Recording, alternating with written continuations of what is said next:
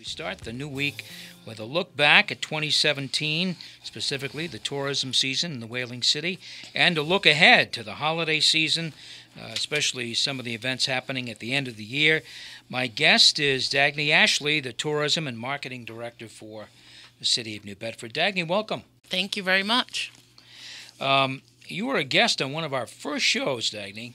I think was. It was certainly in the first half dozen shows, speaking about the prospects of the summer of 17. How did it all work out? It worked out very well. We're noticing over the past few years, we're keeping track of our visitor numbers, our visitor stats, and you can see this trajectory path of it going up every year after year. And of course, the numbers are an aggregate, right? We can't sit at the city lines and count visitors coming into the city. I wish we could. I wish we could too. I wish we had kind of a toll where people would have to check in.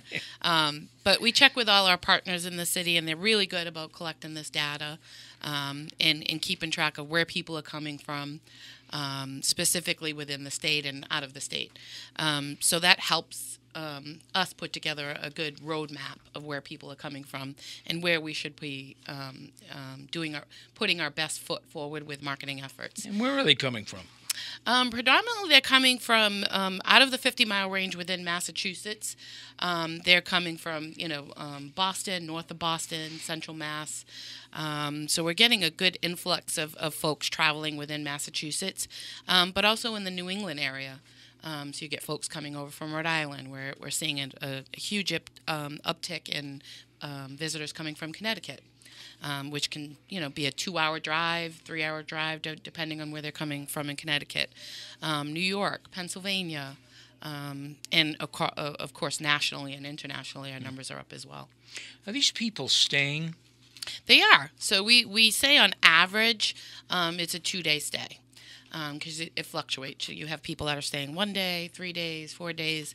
A lot of times folks are coming from other states to come home to visit family.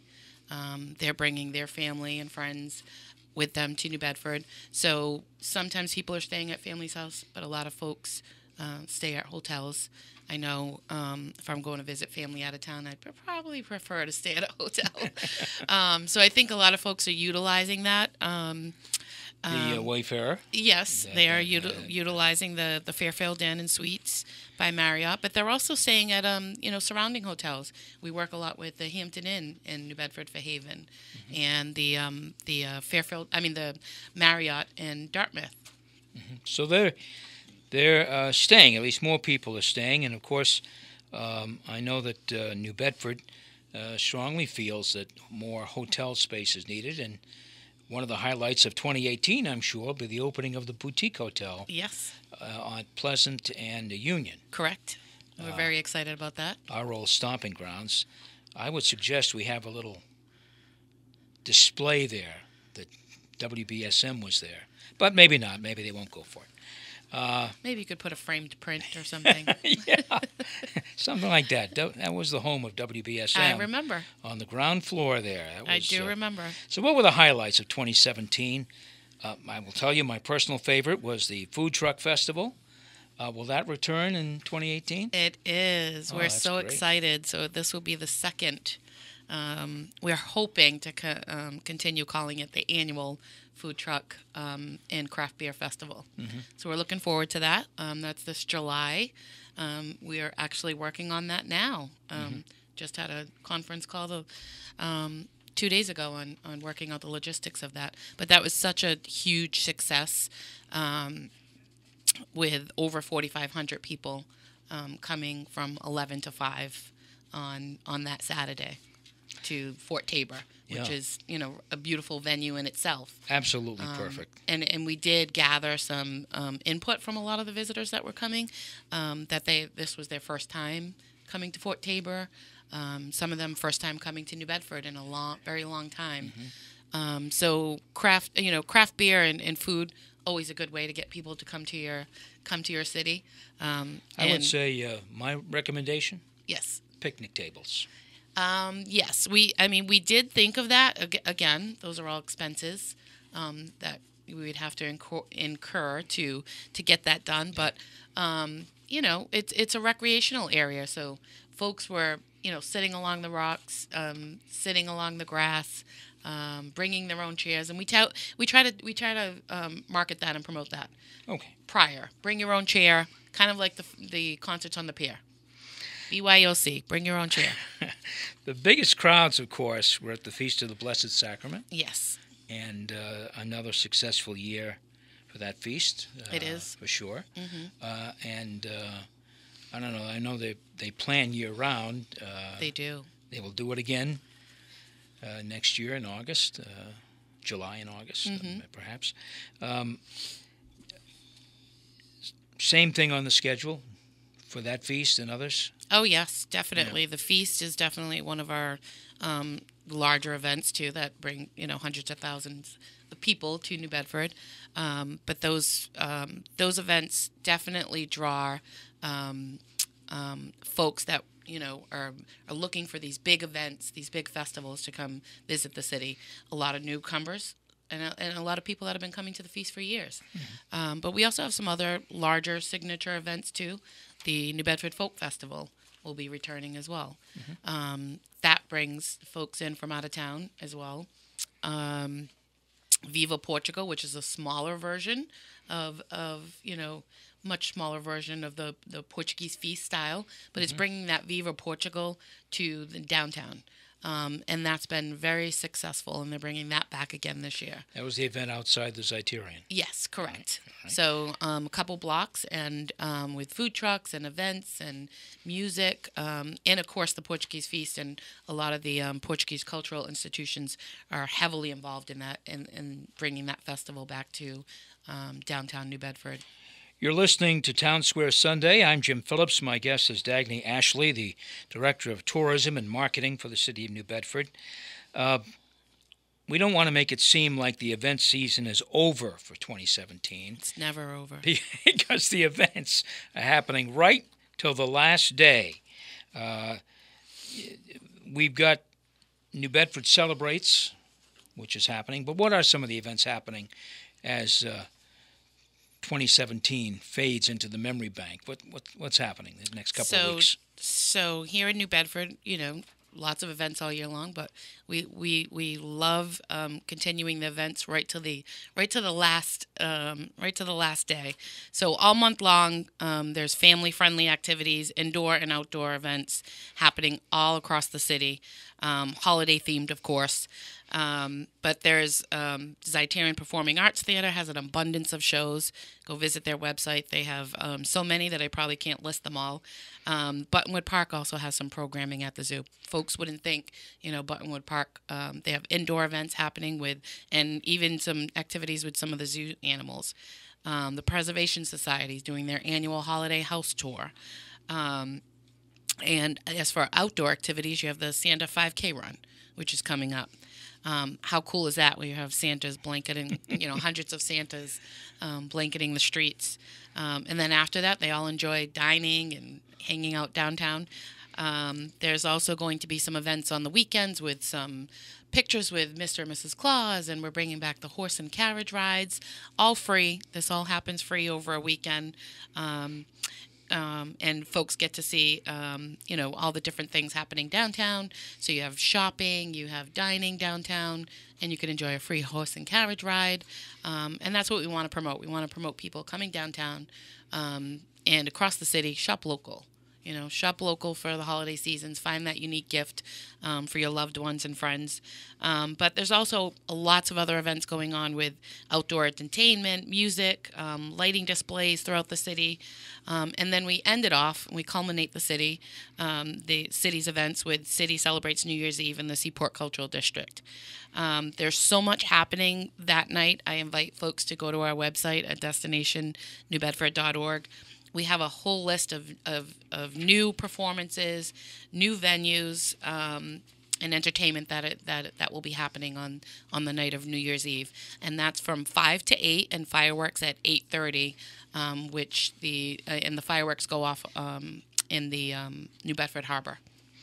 That is an event that has grown somewhat. Some, however, may criticize New Bedford Celebrates as being too small. It's not Providence. It's not Boston. Not much going on. it should be made clear, this is a family event. It is. And it is. It's for families to bring young children out, to have them celebrate the end of one year and the start of another, and it's not too late. In other words, you're home. You're getting in your car by 9 o'clock. Yes. Yeah. You might even be home by 9 o'clock. So there.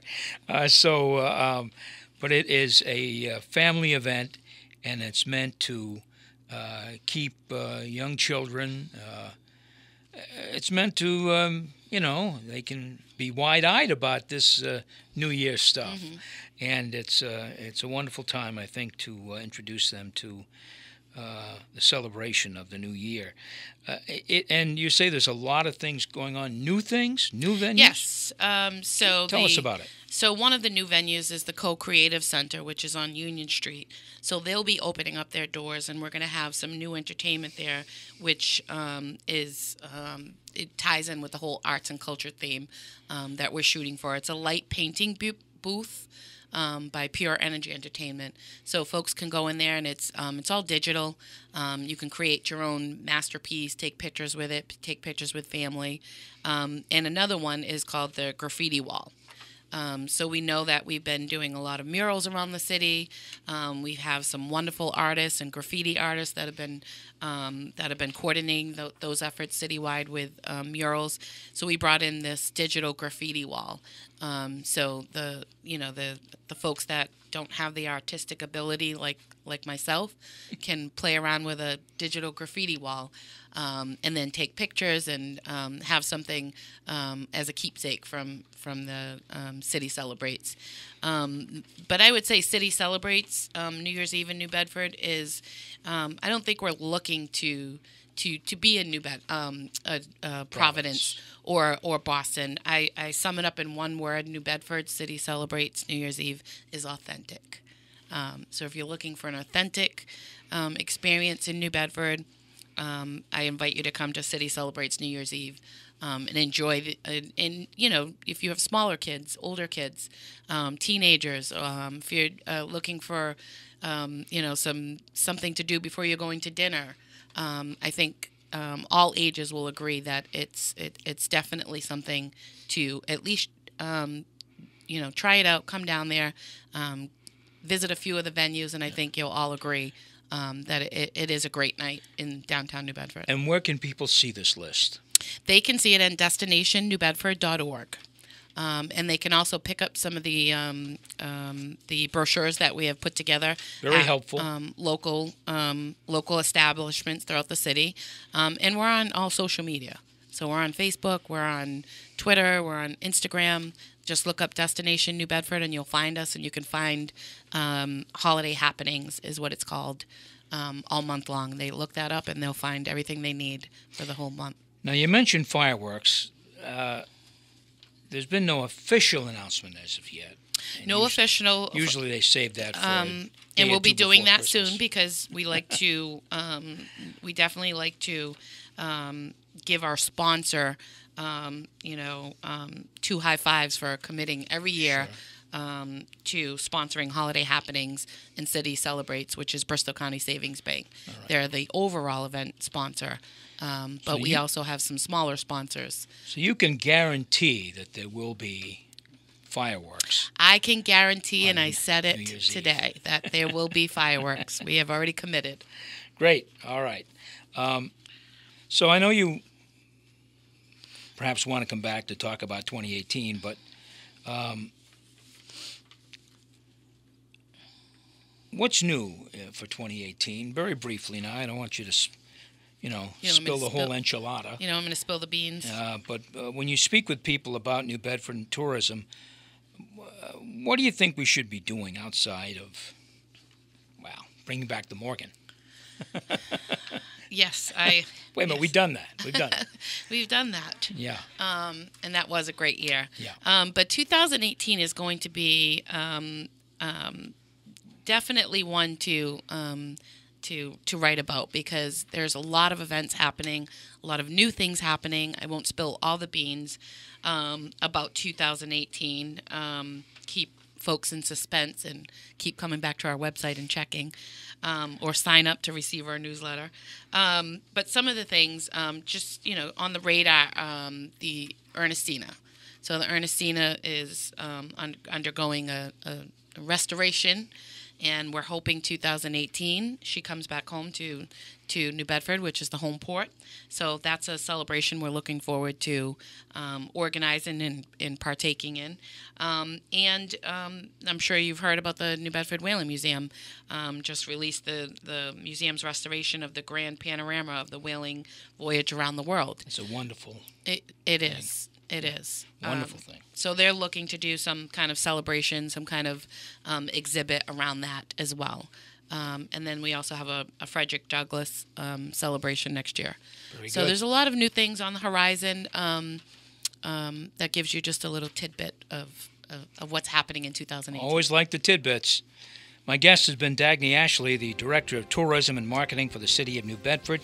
Best of luck on this year's New Bedford Celebrates coming up here. It's always a fun event, especially for kids.